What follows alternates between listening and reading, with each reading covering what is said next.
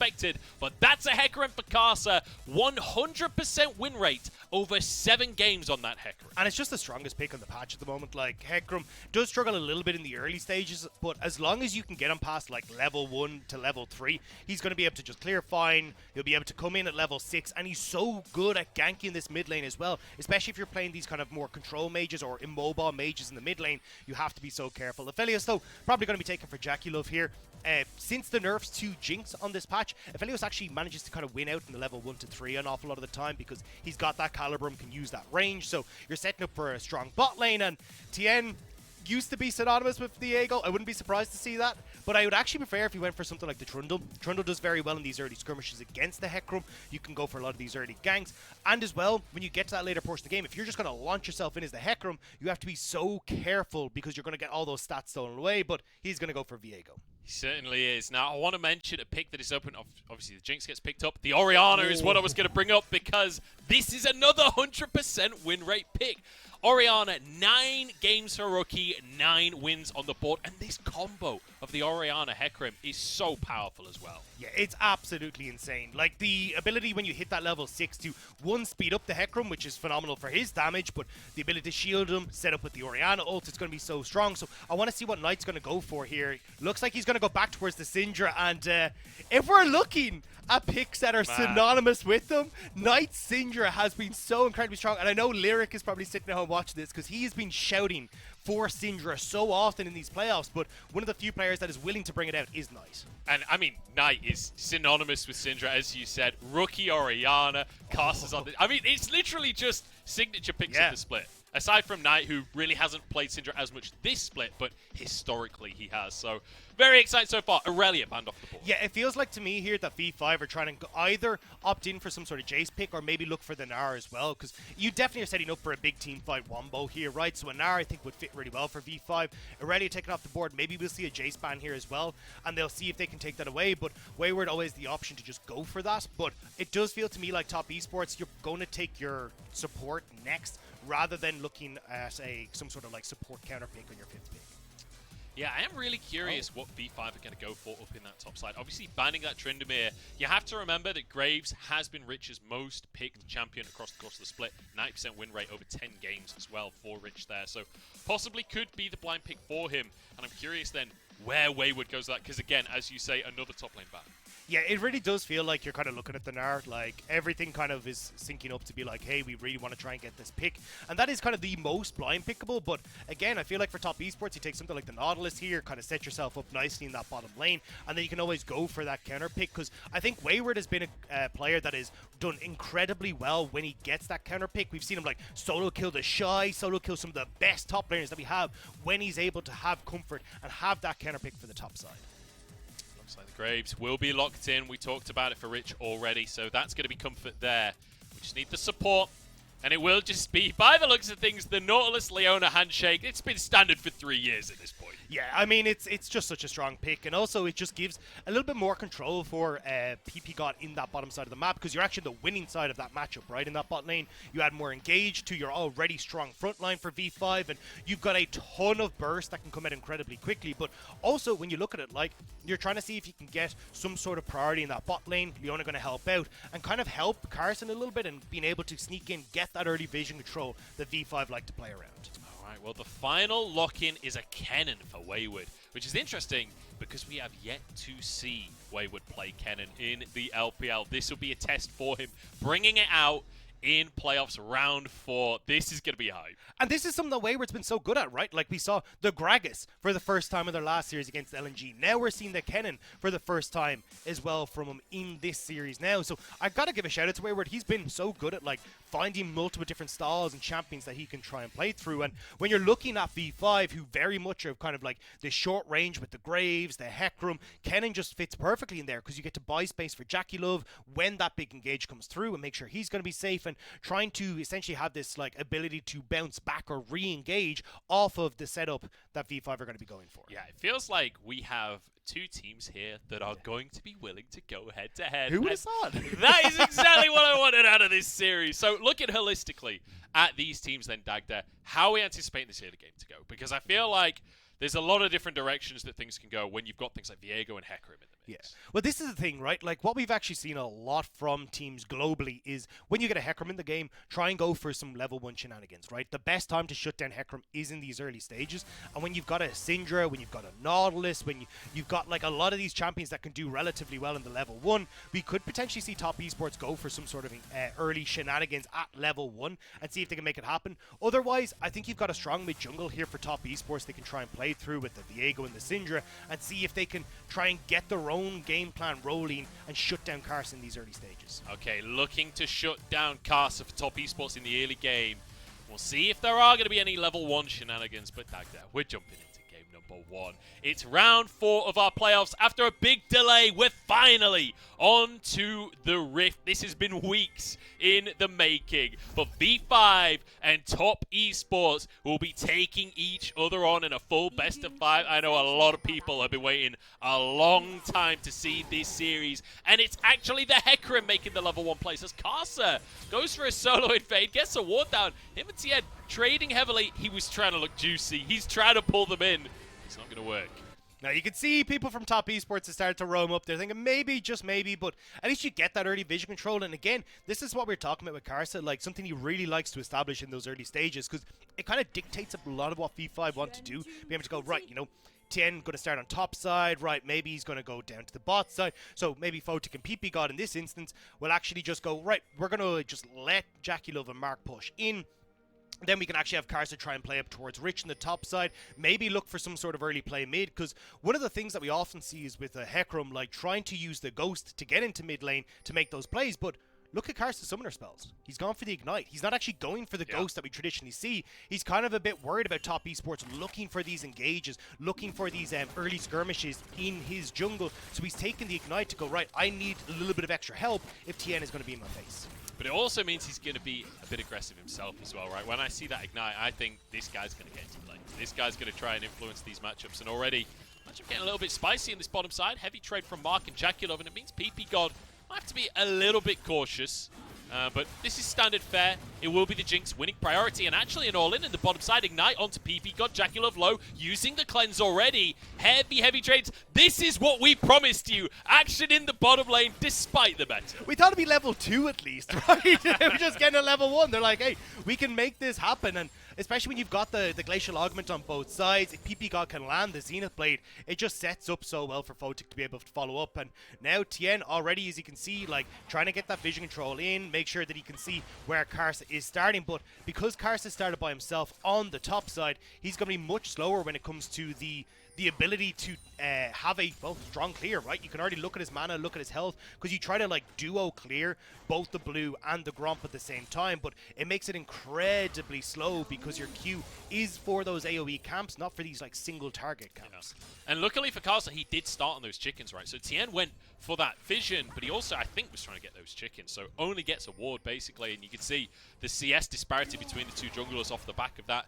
Now Karsa can go over to his red buff. Heavy trading in the mid lane, but both playing it safe. The Syndra Orianna matchup, not going to be the most aggressive during the laning phase. Well, I mean, if you're the Syndra, you're trying to get as much damage down as possible. You probably see the early Merc threads come through from Rookie, which is where it kind of stabilizes this matchup a little bit. But certainly just because of the CC that Knight provides, and also how good, I suppose, the Syndra is at both pushing the wave with the Dark Spheres and trying to get that like extra damage off onto the champion as well. You need to index into this early magic resist and just make sure that Knight isn't setting up for Tian to try and make some plays in the mid lane. But Rookie has been exceptional pretty much all split long of like absorbing the pressure that teams put towards that mid lane, because they know Rookie's been a monster all split long and people want to try and shut this guy down early. I feel like when we talk about these junglers, we always talk about Karsa as this player that tries to influence the lanes, right? Tries to deny the enemy jungles' attempts on the lanes. Well, Tian, all he's done this game is try and influence the lanes. He's been hovering around mid for most of the game. He's going into mid again as Rookie has to back away here. You saw him hovering around bot as well just a moment ago. It feels like Tian is desperate to influence these laning phases. I will say, though, it's actually a really nice just transitional gank here for Tian, right? Like, gets that bottom scuttle. By showing himself in mid, he's actually given Knight the opportunity to freeze this wave a little bit. And look at Rookie's mana. He's not actually able to do too much, but Rich might be caught out. Might be. Does have his flash available. There's going to be a little zap coming out from Wayward, but again, Tian now, he's doing the whole Around the world in 80 days, he's visited every single lane at least once already. Yeah, he was hoping that he could help get that freeze for Wayward in the top side as well, but that wave did crash in, so Rich actually going to get that cheater recall. Well, never mind, he's going to TP up. I was going to say, could get the cheater recall and just walk back to lane, but you can see already, like, a lot of what Tian is trying to do, even if he can't get in to actually get a kill in the lane, is try and set up like things like the freeze that we're seeing in this mid lane for Knight, trying to see if he can just buy a little bit of space for his lanes, because as we get to the kind of the midpoint of the game where you're looking at these first, second, third dragons, it feels like top esports with their composition should be really set up to try and find these quick fights and skirmishes that can carry them into a later portion of the game. So is that who we're looking at for this first dragon that has just spawned onto the map there? Top esports going to be the ones with the priority? It definitely feels like it, as... Oh my days, Knight is trying to find a solo kill, but Karsa's here. Gets a knockback onto Knight, who is forced to flash under his tower. Someone burnt there. And the bottom lane as well, as Gravitum is there. Mark going for it. Ignite popped onto ppgod. Again, aggressive 2v2 here, but good attempt in the mid lane from Knight, but it ends up only costing him a summoner. Yeah, didn't realize that Karsa was going to be in the bush, so really nice job there, and was forced to flash, knowing Karsa had that ignite. If he took more damage, he would have been out of the equation, but as you can see here, top esports going right. We've got push in bot side, we have that kind of kerfuffle in mid, but Knight's TPing back in. He'll have priority there, and we'll be all fine and dandy. But this is what we're talking about for top esports, right? Like, JackeyLove, because of the changes to Jinx, will actually have pressure in this bot side, and as well, Knight, you can see forcing those early Merc threads out of Rookie. This is where you're going to be able to play through that strong mid and bot side to try and find these early skirmishes. But my biggest question is, in 2 minutes time, like, do we just get a full rotation from top esports towards this Rift Herald? Because it's not what they traditionally do, but I think finding any sort of fight right now is great for them. With the strength they have as well, because look at the CS deficit in that bottom side. Yeah. 51 CS to 27. And obviously Photic is about to sweep up a huge wave here, so it will be mitigated somewhat. But that's still going to be at least a 10 CS lead, right? That's a big advantage this early on in the laning phase. And we'll see if that will lead to anything. JackeyLove now with a Noon Quiver and boots off of that recall. Looks like, at least for now, he's going to return to the bottom lane, but Herald up in a minute and 15. Yeah, but I think this says a lot about, like, the evolution that we've seen from JackeyLove and Mark, right? We talked about Mark needing to be a bit more aggressive in lane. Well, it's popping off now, and now that you have that control on bot side, Mark can start to link up with Tian and see if they can put that pressure onto Karsa and Rookie. Rookie trying to get a Q onto the crab there, but won't be able to find it. As Tian gets that vision off the dragon area, he just has to back away on this one. So, we kind of reset for a second, and it has been... It's been a weird early game, right, Dagda? Because I want to say it's been quiet. It hasn't really been quiet necessarily. It's been a lot just of no nerlies. actual kills. Yeah, a lot of nerlies, a lot of almost happenings. But maybe we get it with Knight with no flash. Oh, Shockwave comes in. Karsa on the players on. Knocks Knight away. But remember, as you said, no flash available. First blood for Karsa. That was so well done by Rookie. The fade away Shockwave just about managing to clip Knight, which meant that Karsa could get in. But again, this is what we said, this mid lane matchup is going to be so crucial, and now you're getting these advantages for Karsa and Rookie. They're going to start looking to see if they can push in, get that vision in the enemy jungle, and try to shut down Tian, who, as we already said, has been trying to make these plays happen so consistently, but just hasn't quite been able to find that impact in the lane. You know, we were talking about the fact that Knight had no flash in context of Karsa, but actually against an Orianna, it's huge. If you don't have a mobility spell and you don't have flash, that Shockwave is going to hit you every single time, especially if it's Rookie doing the Shockwave. And it's level 6, right? Like, Orianna becomes so good at level 6. Like, that's kind of the ticking time bomb for her in this mid-jungle duo, especially with HEcarim as well, that level 6 hit. And we were already asking about the Herald. Well, it's going the way of V5. Our question has been answered, right? No opportunity to do the big roams. Although we say that, Mark is here. JackeyLove's still on the bottom side, but ppgod is still in that bottom lane as well. So actually, top esports, man advantage on the top side of the map. You can see Wayward shoving a big wave in there as well. So this should actually be top esports on there. Yeah, nicely done. And again, this is the advantage you can buy with the advantages that JackeyLove has, right? Because ppgod has to stay in bot lane to help shove that wave, because if Mark is in a bush, Photic is so exposed to a play from JackeyLove and Mark. So ppgod stays in bot, top esports get to move to Rift Herald, and at least now you can start to try and buy back a little bit of space here for top esports, because I'd love to actually try and see them use this bot side, but maybe V5 are going to try and shut that down as they try to cross map here. They're going to try. JackeyLove, both summoners, same for Mark here. Could this be a dive or just a blue buff steal? It might just be a steal though, because you can see Knight and Tian both moving over. I'm not sure this would be a wise play from V5. And one thing we have to credit V5 for, like, they do have a fair bit of mojo on their team. They've got some strong players that, you know, are definitely willing to make aggressive plays, but V5 are not a team that are known for making these coin flip dives happen. They're a very intelligent team, and it feels like when V5 are making a play, they figured out the correct play. I will say that's in the early stages, because we get to mid-game and they're just like, well, we see a person, therefore we are running at them. So we'll have to see, but Rookie might get caught out here. Yeah, will back away, has the dissonance to keep himself safe there. It looks like it's going to be resets in that bottom lane as well. I kind of want to retake stock of the situation because that CS advantage in the bottom lane still maintaining in favor of JackeyLove. And I feel like we need to kind of talk a little bit about scaling and how these two teams are going to interact in the mid game because, you know, we've got two scaling AD carries. We've got these top laners that both love a bit of a team fight for themselves. How are you anticipating this mid game to go?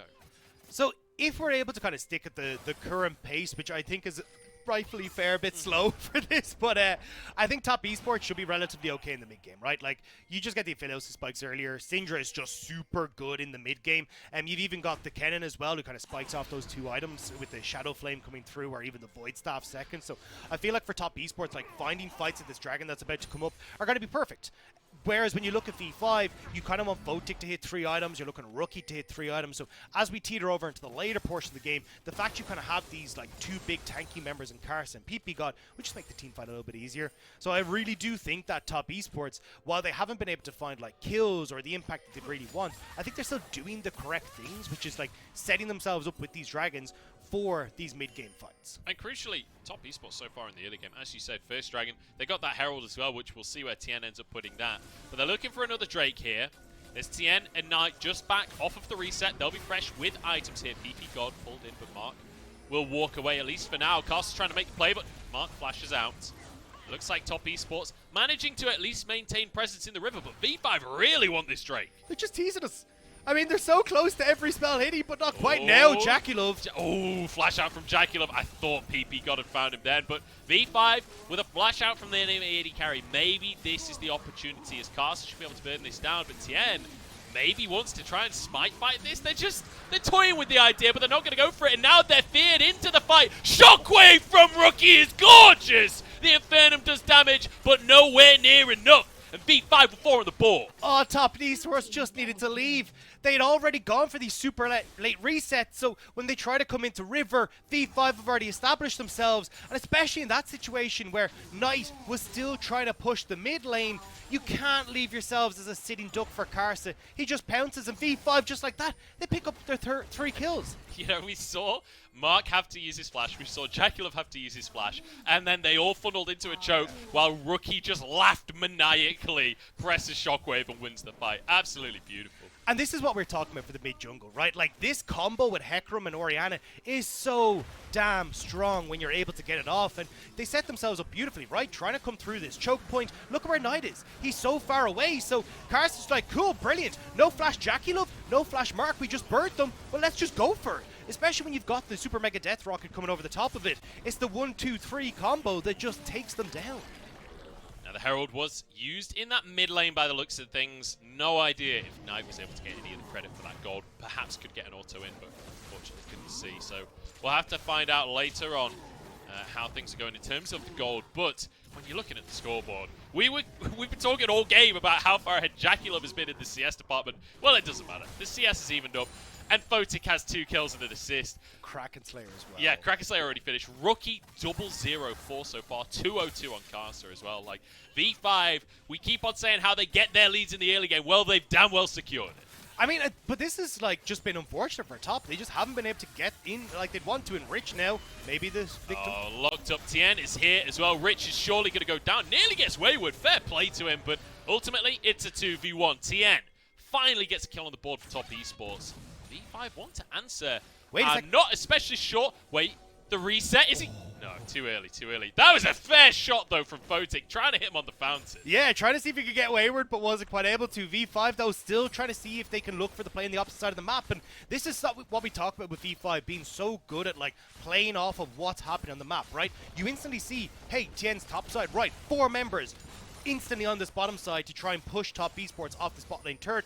And even though, as we said, like Photic was shut down early, but he's got these early kills, he's now going to tire turret plates to himself as well. Photic's going to be massively accelerated in this game. He's got the kills, he's got the turret plates, and remember that CS lead, it's literally flipped around. It's literally opposite to what it was off the back of this passage of play. So really smart play coming out from V5. And as you can see, almost 3,000 gold ahead in this game. That is absolutely mental. At 14 minutes in round 4 of playoffs, V5, they're just dismantling top esports on sheer macro alone. They're just so good. They are pretty good at League of Legends. It's like, I watch this and just like, it's like this beautiful dance across the rift where you just like, they get these little instructions where like Tian is and they're like, alright, cool, now we all flow down to the bottom side of the map.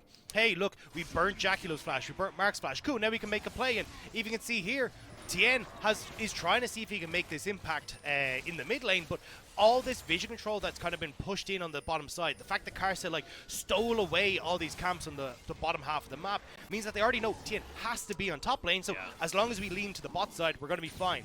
Now, V5, with the advantages that they have, will pick up second Rift Herald. What can top do on the bottom? Yeah, there's a bit of a scuffle around this red buff, but I don't think top esports have actually committed. I think Rich actually picked up that red buff in the end, if I'm not mistaken. I guess we're never going to look. We'll never find out. This will be a mystery for the ages. But I want to talk about that, what you just brought up there with V5 always having a correct answer. I was chatting to Lyric a couple of days ago about what he thought about this matchup. And one of the compliments he said for V5 is the way that they play is so often feels like they have a really wide playbook. It feels like they've drilled all of these situations. And when you see the jungler in the top side, it's like, okay, this is play C19. Turn your book to page 7. Exactly. Yeah. They've got a pre-orchestrated plan for this situation, and it feels like they pull it off so beautifully. Yeah, and I mean, look at the results, right? Like we said, hey, top esports all along have been like, hey, you've got the stronger ability to play through mid-jungle, at least levels 1 to 5. You've got a really strong AD carry here, at least in the matchup, to try and look for early dragons. But V5, because they're kind of like that one page or one step ahead of you, oftentimes are able to just go, right, like, we got to dragon first. We win these fights. We are now running down to your bot side because Tian got to kill top, which means you actually end up losing out on your bot side of the map. It's like these little trades that they're so effective of that make sure they're either going even with the aggressive play from their opposition or oftentimes just pulling out ahead.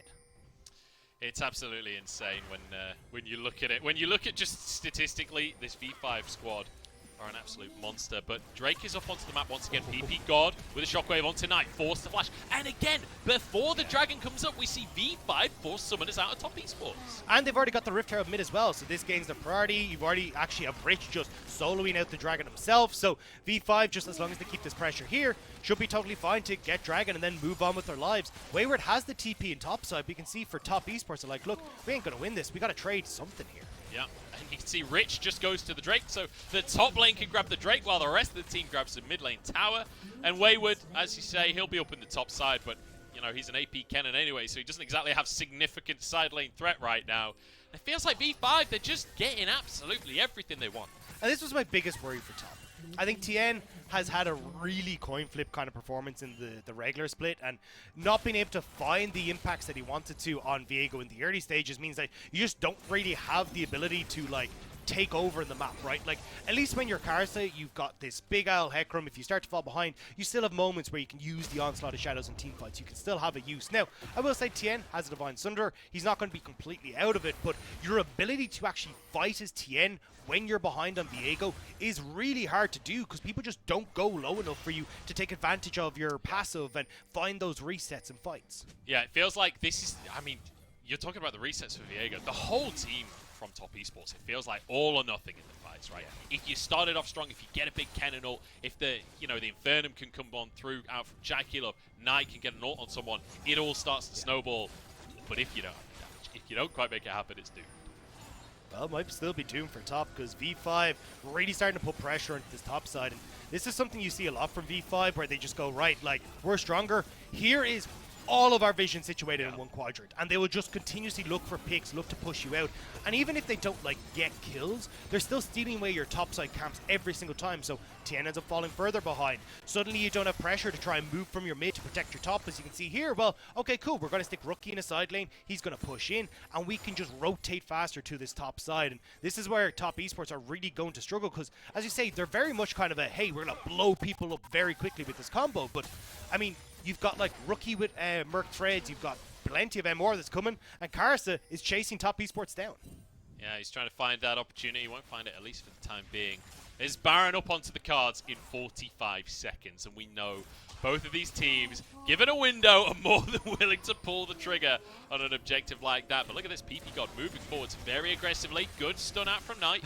They won't actually buy any space. He gets the stun, he's like, okay, that's all I've got. I think that did 3 damage. I think that was the grand total. Oh, Onslaught of Shadows with the Shockwave. 2 of them found. Tian zips over the wall, but Knight won't be so lucky.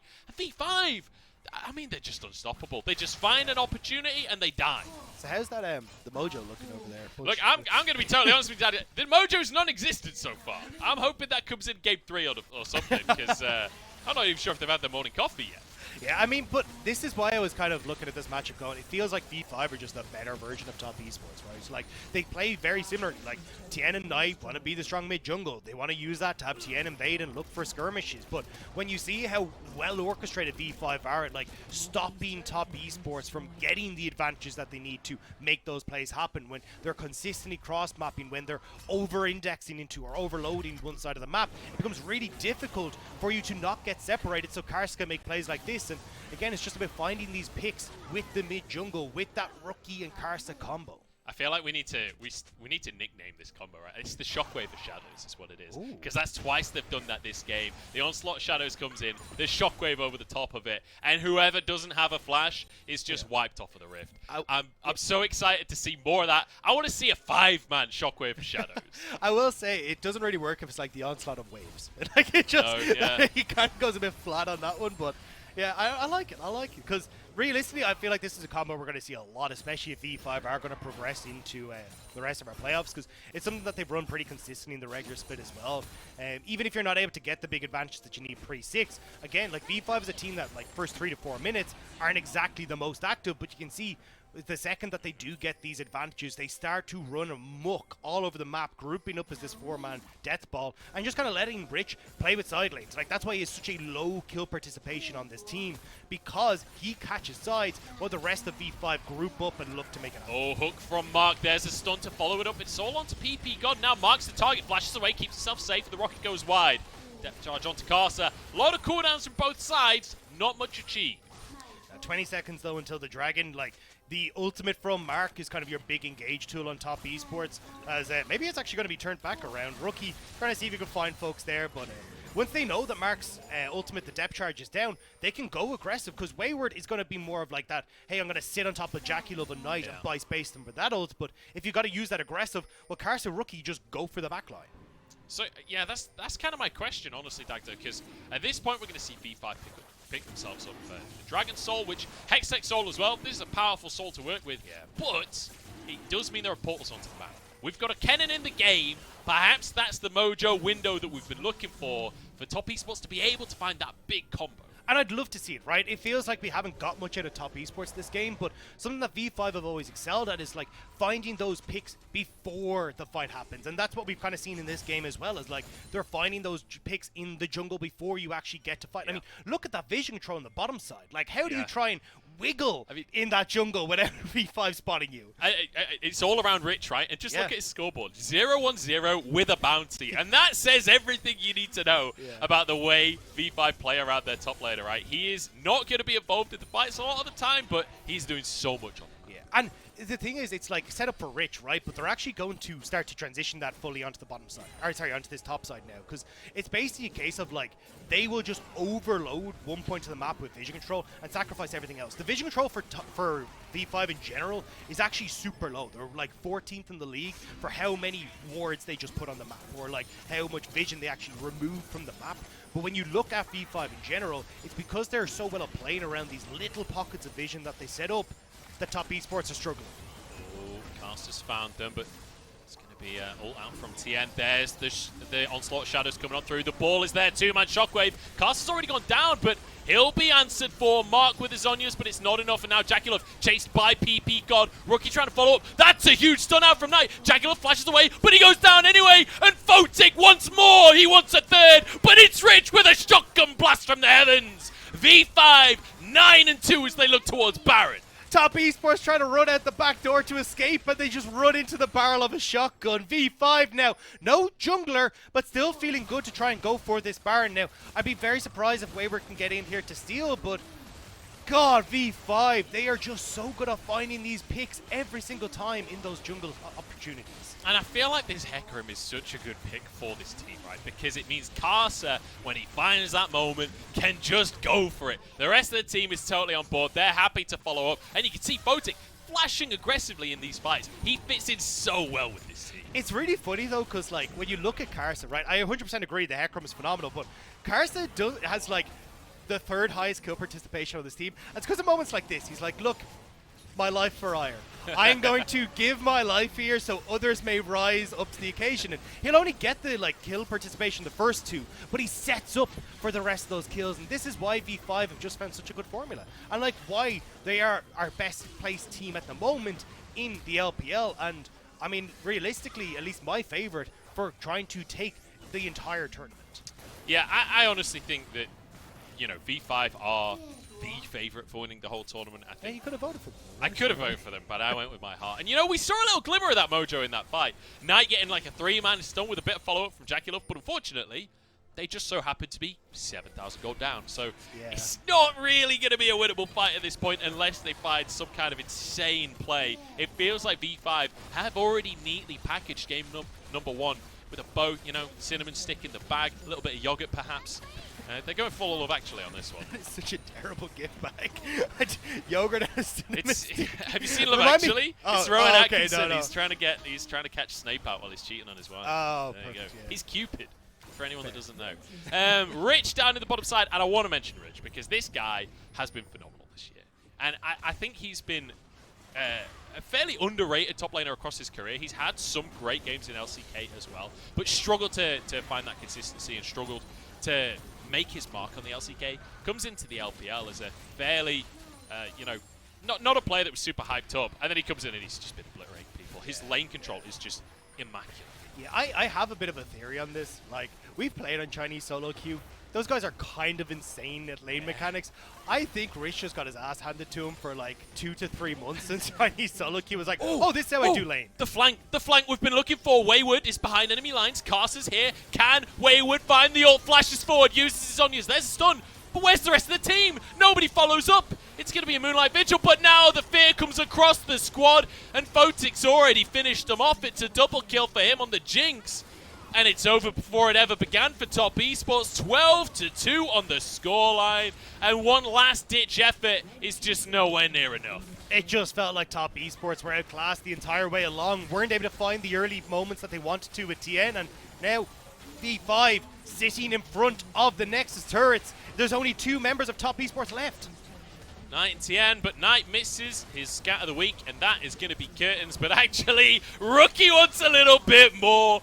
Finishes off his mid lane counterpart just before the buzzer goes. It's a 12k gold lead, 13-2, and domination from V5. Absolutely insane game to watch. Like, that was brutal. Well, I mean, if you're going to give, like, the 100% win rate Orianna, the 100% win rate HEcarim as well across, I don't know what you expect. Like, this is comfort through and through from V5, and you just saw what they're capable of. Like, being able to find those picks in the mid-game, making sure that they were able to snowball off the level 6 that was hit from the Orianna and the HEcarim, like, burning those quick flashes as well before that second dragon fight. Like, this was everything that V5 wanted to achieve.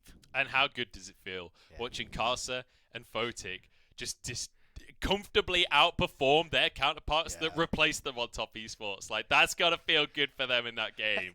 I will say, like, JackeyLove did pretty well in the laning phase. Like, Photic was definitely struggling with ppgod against JackeyLove and Mark, but it doesn't matter. Like, when Knight has just not been able to get a handle on that mid lane matchup at all, and then you're getting 4 men consistently going down towards that bot side, V5 just had everything that they wanted this game. That's a fair point. I take you back on JackeyLove, but yeah, definitely a bit of a map gap, honestly, across the board from V5. But that's what we consistently see from this team. That's what makes them such a strong team, is that it's never just down to lane matchups and, oh, we've got losing lanes, well, we'll just lose lane until we lose the game, basically, like a lot of teams seem to do. This is a team that gets creative and will find ways to play them out. And honestly, you know, when we go way back to the start of the conversation, we were saying they need to get in the jungle, they need to punish this HEcarim, we needed Top Esports to be proactive.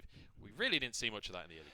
Yeah, and I thought that we were, right? Because you could see Knight did have control over the mid lane early, getting that solo kill onto Rookie. Just unfortunately, Karsa was in the bush to try and like burn that flash from Knight, but we never really got to see like Knight and Tian working together, right? Like as soon as you hit level 3 from Syndra, you can actually start to play towards this mid lane matchup. You've got the stun from the Syndra, stun set up from the Viego as well. Look to just pick off this Orianna in the early stages, but we never got that.